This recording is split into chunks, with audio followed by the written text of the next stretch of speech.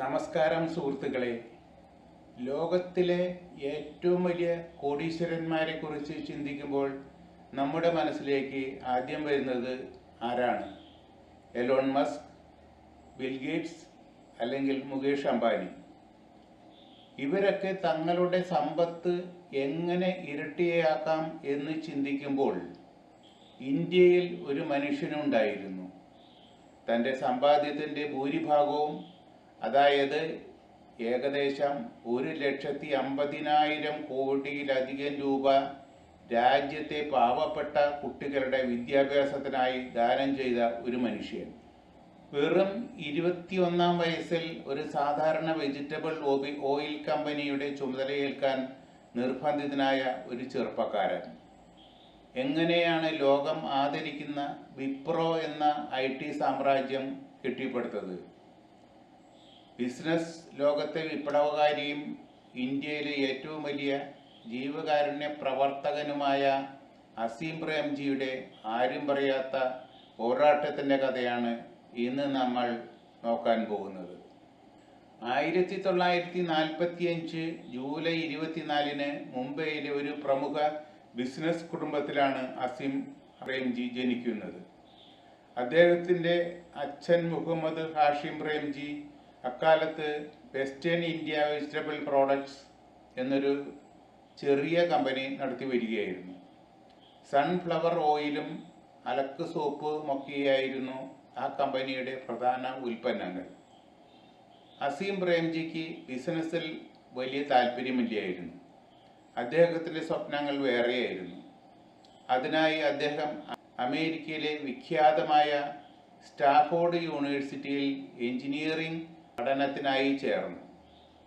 എന്നാൽ 1966-ൽ അദ്ദേഹത്തിന് 21 വയസ്സുള്ളപ്പോൾ നാട്ടിൽ നിന്ന് ഒരു ദാരുണ വാർത്ത എത്തി.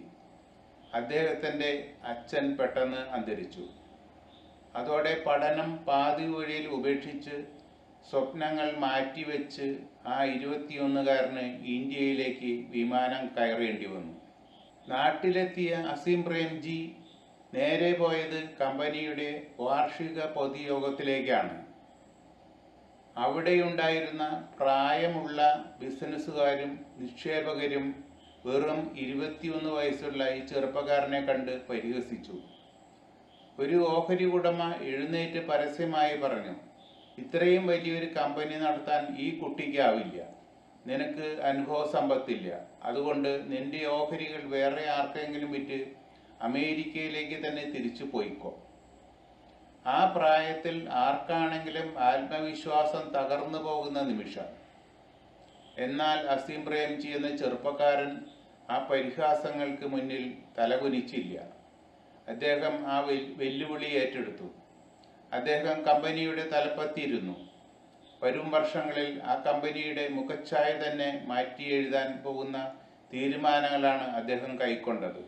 തുടക്കത്തിൽ അദ്ദേഹം സോപ്പ്, ലൈറ്റ്നിങ്, ഹെയർ കെയർ ഉൽപ്പന്നങ്ങൾ എന്നിവയിലേക്ക് ബിസിനസ് വ്യാപിച്ചു. അങ്ങനെ ഇരിക്കെയാണ് കമ്പനിയുടെ പേര് വിപ്രോ വെസ്റ്റേൺ ഇന്ത്യ പ്രോഡക്ട്സ് എന്ന് മാറ്റുന്നത്. എന്നാൽ അദ്ദേഹത്തിൻ്റെ ജീവിതം മാറ്റിമറിച്ച വലിയൊരു അവസരം വരുന്നത് 1970-കളുടെ അവസാനത്തിലാണ്. അന്നത്തെ ഇന്ത്യൻ സർക്കാർ കൊണ്ടുവന്ന കർക്കശമായ നിയമങ്ങൾ കാരണം ലോകത്തിലെ ഏറ്റവും വലിയ കമ്പ്യൂട്ടർ കമ്പനിയായ IBM ഇന്ത്യയിലെ പ്രവർത്തനം അവസാനിപ്പിച്ച് രാജ്യം വിട്ടു. കമ്പ്യൂട്ടർ യുഗത്തിൻ്റെ തുടക്കമായിരുന്നു അത്. ഇന്ത്യയിൽ വലിയൊരു വിടവ് രൂപപ്പെട്ടു.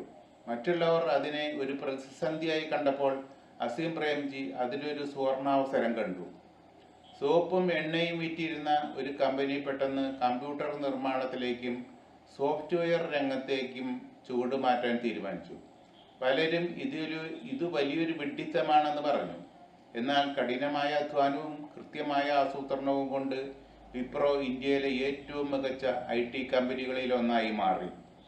അമേരിക്കയിൽ പാതി വഴിയിൽ ഉപേക്ഷിച്ച തൻ്റെ പഠനം വർഷങ്ങൾക്ക് ശേഷം, 30 വർഷത്തെ ഇടവേളയ്ക്ക് ശേഷം അദ്ദേഹം സ്റ്റാഫോർഡിൽ നിന്ന് തന്നെ പൂർത്തിയാക്കി എന്നതും മറ്റൊരു സവിശേഷതയാണ്. 1980-കളിലും 90-കളിലും വിപ്രോ ലോകമെമ്പാടും പടർന്നു പന്തലിച്ചു. ലോകത്തിലെ വമ്പൻ കമ്പനികൾക്ക് സോഫ്റ്റ്വെയർ സേവനങ്ങൾ നൽകുന്ന ഒരു ആഗോള ബ്രാൻഡായി വിപ്രോ മാറി. ഒരു ഘട്ടത്തിൽ അസീം പ്രേംജി ഇന്ത്യയിലെ ഏറ്റവും വലിയ കോടീശ്വരനായി മാറി. ലോകത്തിലെ ഏറ്റവും സ്വാധീനമുള്ള 100 വ്യക്തികളുടെ പട്ടികയിൽ ടൈം മാഗസിൻ അദ്ദേഹത്തെ ഉൾപ്പെടുത്തി. ഇത്രയൊക്കെ വലിയ വിജയങ്ങൾ നേടിയിട്ടും അസീം പ്രേംജി തൻ്റെ ലളിത ജീവിതം കൈവിട്ടില്ല. കോടീശ്വരനായിരുന്നിട്ടും അദ്ദേഹം എപ്പോഴും ഇക്കണോമി ക്ലാസ്സിലാണ് വിമാനത്തിൽ യാത്ര ചെയ്തിരുന്നത്. ആഡംബര കാറുകൾക്ക് പകരം സാധാരണ കാറുകളാണ് ഉപയോഗിച്ചത്. ഹോട്ടലുകളിൽ താമസിക്കുമ്പോൾ അനാവശ്യമായ ലൈറ്റുകൾ ഓൺ ചെയ്തിട്ടാൽ ജീവനക്കാരെ വിളിച്ച് ഓർമ്മിപ്പിക്കുന്ന അത്രയും ലളിതമായിരുന്നു അദ്ദേഹത്തിൻ്റെ ശീലം. എന്നാൽ അസീം പ്രേംജിയെ ചരിത്രത്തിൽ സമാനതകളില്ലാത്ത വ്യക്തിയാക്കുന്നത് അദ്ദേഹത്തിൻ്റെ ബിസിനസ് വിജയമല്ല, മറിച്ച് അദ്ദേഹത്തിൻ്റെ വലിയ മനസ്സാണ്. സമ്പത്ത് എന്നത് നമ്മുടെ സ്വന്തമല്ല, അത് സമൂഹത്തിൻ്റെ നന്മയ്ക്കായി നമുക്ക് തന്നിരിക്കുന്ന ഒരു ഉത്തരവാദിത്യം മാത്രമാണ് എന്ന് അദ്ദേഹം വിശ്വസിച്ചു. ഇതിനായി അദ്ദേഹം അസീം പ്രേംജി ഫൗണ്ടേഷൻ സ്ഥാപിച്ചു. ഇന്ത്യയിലെ ഗ്രാമപ്രദേശങ്ങളിലെ സർക്കാർ സ്കൂളുകളുടെ നിലവാരം ഉയർത്താനും ദശലക്ഷക്കണക്കിന് പാവപ്പെട്ട കുട്ടികൾക്ക് സൗജന്യ വിദ്യാഭ്യാസം നൽകാനും അദ്ദേഹത്തിൻ്റെ സമ്പത്ത് വിനിയോഗിച്ചു. ലോകത്തിലെ ഏറ്റവും വലിയ സമ്പന്നരായ ബിൽഗേറ്റ്സും വാറൻ ബഫറ്റും ചേർന്ന് തുടങ്ങിയ ദി ഗിവിംഗ് പ്ലെഡ്ജ് എന്ന ജീവകാരുണ്യ കൂട്ടായ്മയിൽ ഒപ്പുവെച്ച ആദ്യത്തെ ഇന്ത്യക്കാരനാണ് അദ്ദേഹം. തൻ്റെ വിപ്രോ കമ്പനിയുടെ 74% ഓഹരികളുടെ ലാഭവിഹിതവും അദ്ദേഹം ചാരിറ്റിക്കായി നീക്കിവെച്ചു. കഠിനാധ്വാനം കൊണ്ട് സമ്പാദിച്ച 1.5 ലക്ഷം കോടിയിലധികം രൂപയാണ് അദ്ദേഹം സമൂഹത്തിനായി ദാനം ചെയ്തത്. രാജ്യം പത്മഭൂഷൺ നൽകി ഇദ്ദേഹത്തെ ആദരിച്ചു. കൂട്ടുകാരെ, അസീം പ്രേംജിയുടെ ജീവിതം നമ്മെ പഠിപ്പിക്കുന്നത് ഒരു കാര്യമാണ്: ലക്ഷ്യങ്ങൾ എപ്പോഴും വലുതായിരിക്കണം.